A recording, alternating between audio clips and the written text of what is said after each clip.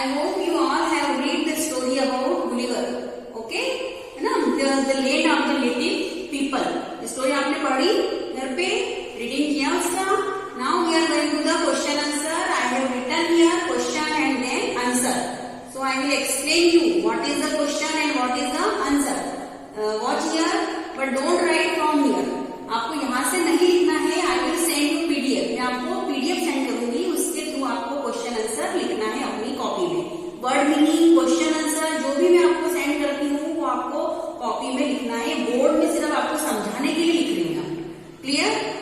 First question, हमारा first question है why could Gulliver not get up. मतलब Gulliver जो उसको देखा था ना हमने स्टोरी में, गुलिवर समुद्र से तैरते हुए नदी के समुद्र के किनारे आ जाता है और वो सो जाता है. फिर वहां पे जब उसकी नींद खुलती तो उठ नहीं पाता, उसको बांध के रख देते हैं. तो क्वेश्चन है why could Gulliver not get up. Gulliver क्यों नहीं उठ सका? तो Gulliver could not get up because his legs, arms and hair were tied to the ground. उसके जो पैर थे, उसके हाथ थे और उसके जो बाल थे वो जमीन से बांध दिए थे, टाइट करके रख दिए थे, बांध करके रख दिए थे. इसलिए गुलिवर नहीं उठ सका. यह हो गया हमारा क्वेश्चन नंबर 1. अब मैं क्वेश्चन नंबर 2 बता रही हूँ. This is question 2. What was the strange thing that happened.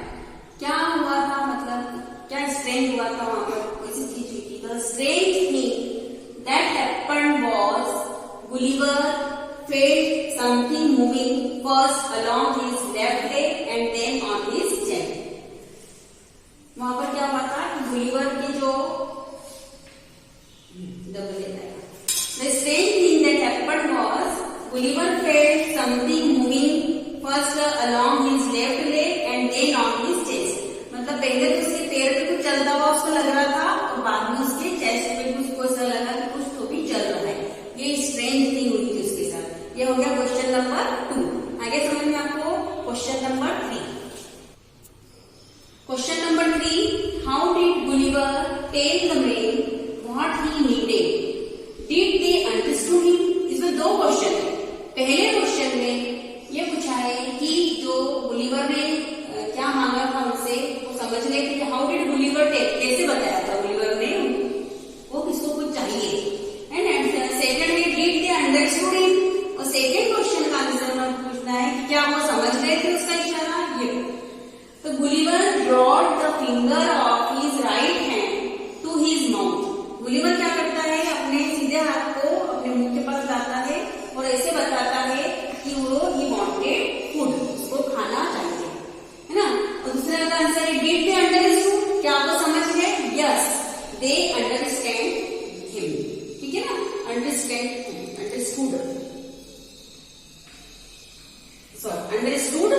Clear? The question 4. Question number 4. What was the clever thing that the little man did. मतलब जो लिटिल मैन थे उन्होंने चालाकी वाला क्या काम किया था. चालाक मतलब तेज दिमाग वाला क्या काम किया था. They made a long carriage which was 3 inches high and had 22 wheels. वो क्या करते हैं, वो गाड़ी बना लेते हैं. कैसे बनाते हैं गाड़ी, जिसमें कि 3 इंच तो हाई ऊंची रहती है और 22 व्हील्स लगे रहते हैं उसमें. ये उन्होंने क्लेवर थिंग करके बताई थी. ठीक है, ये हो गया हमारा क्वेश्चन नंबर 4. अब question number 5. Question number 5. How did Gulliver warn the man to be hostile towards him. अब मैंने आपको स्टोरी में बताया था कुछ लोग तो उससे दोस्ताना व्यवहार करते हैं और कुछ लोग उसके ऊपर तीर चलाते रहते हैं. तो वो क्या करता है, उसमें से कुछ लोगों को 4, 5, 6 लोगों को पकड़ लेता है और 5 को तो अपनी जेब में रख लेता है और एक को ऐसा बताता है कि मैं खा जाऊंगा. तो घबरा जाते हैं, डरते हैं.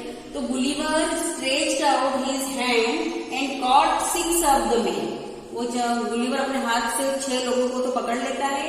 ही put 5 of them into his pocket. 5 को तो अपनी जेब में डालता है और and pretend to eat the 6th one. और ऐसे बताता है कि छठे वाले को वो खा जाएगा ताकि सामने वाले लोग डरने लग जाए. इस टाइप से वो उनको करता है. ये हमारे क्वेश्चन आंसर मैंने आपको समझा दिए हैं. आप इसको लर्न कर लेना और अपनी कॉपी में लिख लेना. पर इसको लिखना कैसे है वो मैं आपको सेंड करूंगी पीडीएफ, उससे लिखना है, इससे नहीं लिखना है। यहाँ पे आपको समझ में नहीं आएगा, मैंने सिर्फ आपको मीनिंग समझाया है, इसका समझ में आया बेटा इतना? ठीक है। After question answer we are going to start our book exercise. Okay, this is our book exercise. Complete the sentences with correct forms of the verb. This is our exercise.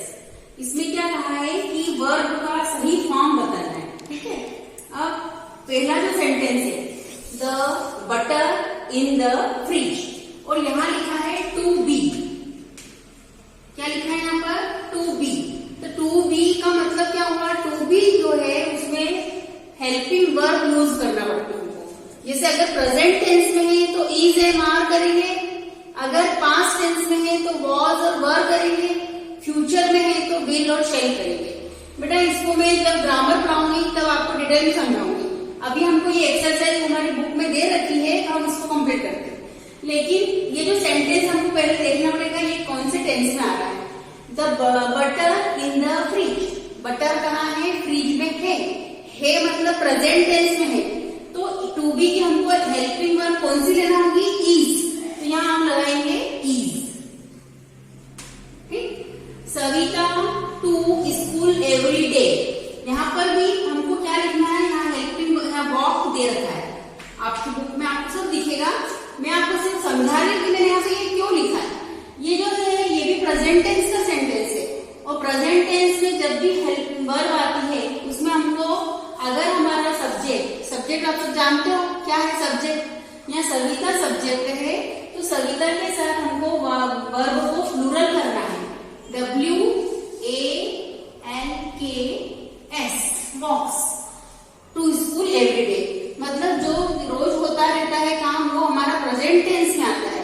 Savita school जाती है ना, ये हो गया। फिर fourth वाला है we our mother in the kitchen night, और इसकी हेल्पिंग वर्ब में हमने हेल्प दे रखी ब्रैकेट में। तो आपको जो हम हमारी माँ की हेल्प करते हैं किचन में रोज रात को, ये लिखा है। तो ये भी क्या है? प्रेजेंट टेंस का सेंटेंस है। तो वी जो है वो फर्स्ट पर्सन प्लूरल नंबर है, तो हमको इसमें हेल्प को हेल्प ही रहने देना है। अभी आपको ये समझ में नहीं आएगा, पर आपको मेरे बस एक्सरसाइज है इसलिए मैं आपको यहाँ करवा रही हूँ। जब हम टेंस पढ़ेंगे तब आपको सब समझ में आएगा। हेल्प, यहाँ सिर्फ हेल्प आएगा। We help our mother in the kitchen every night. Okay, now come to the fifth one, the children in the afternoon.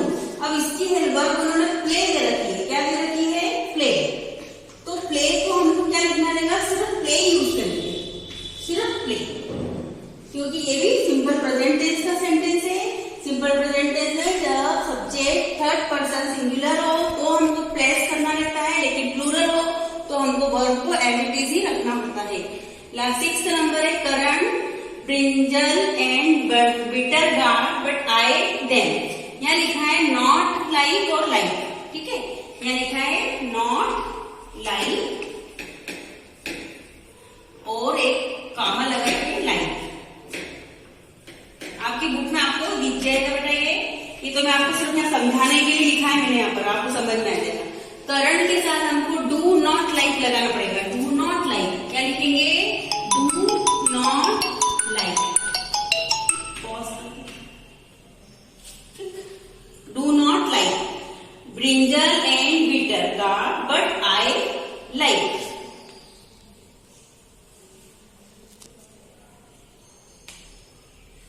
Clear? आया समझ में इतना?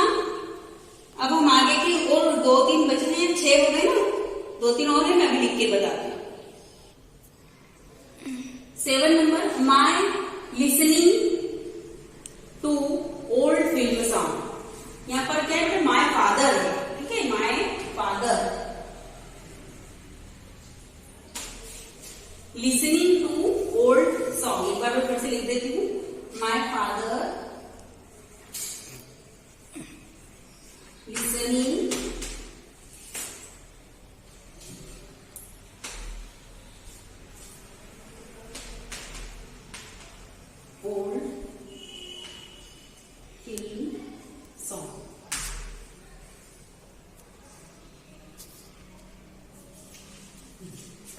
First sentence, my father listening to old film song. Song यहाँ पर enjoy word दे रखा है, यहाँ पर इंजॉय वर्ब को यूज करना है। अब यहाँ पे जो वर्ब है लिसनिंग, तो यहाँ पर हमको क्या करना है, इसके अंदर इंजॉय वर्ड आएगा। क्या आएगा? इंजॉय। ENJOYS, सॉरी इंजॉयस, क्योंकि इंजॉय को हमको थर्ड पर्सन सिंगुलर नंबर के साथ एस लगा के यूज करना है। My father enjoys listening to old filmy song.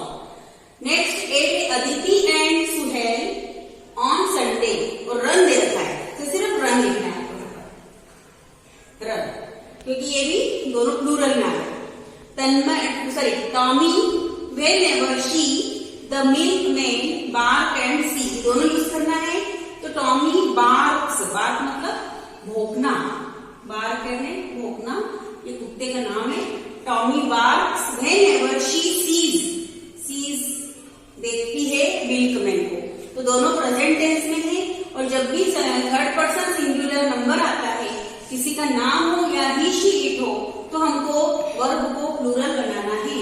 जैसे यहाँ बार्क को मैंने बार्क्स किया है, वैसे यहाँ सी को सीज किया है।